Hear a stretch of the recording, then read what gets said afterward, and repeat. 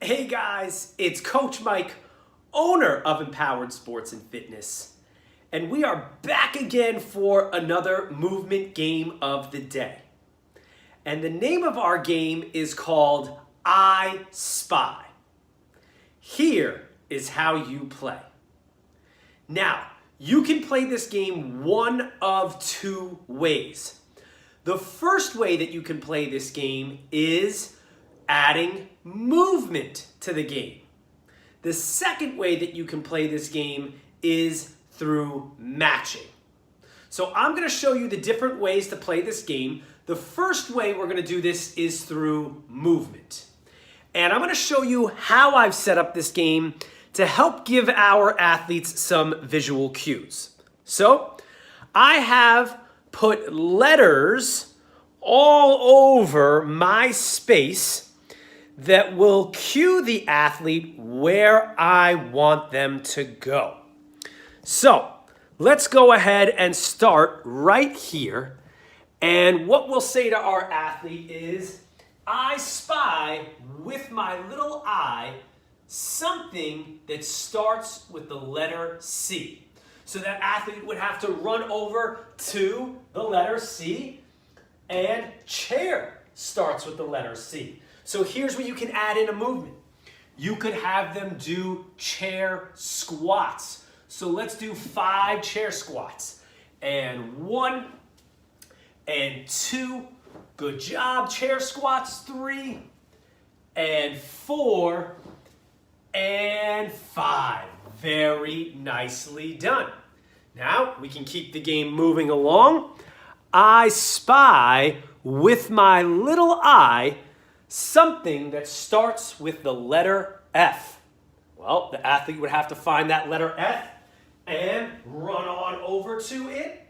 And a movement that we can do on the floor for letter F is some glute bridges. All right, so we're going to do 5 glute bridges. And 4 and 3 and 2 and 1. Good glute bridges. Very nice. I spy with my little eye something that starts with the letter B. So the athlete would have to look around, see if they can find the item that starts with the letter B, and right over here, a ball. So for this, you could do a game of catch, or you could have the athlete bounce the ball 3 times, just like this. 1, 2, and 3. Very nicely done. I spy with my little eye something that starts with the letter W. All right, so let's go ahead and turn this around so you guys can see. We've got the wall. So for a movement, you could do some wall push-ups. Our hands want to be about shoulder distance apart on the wall, and we're going to lower down and push away. Let's go for 3. Good. And 2. Excellent. And 1. Very nicely done. Now, that was part 1.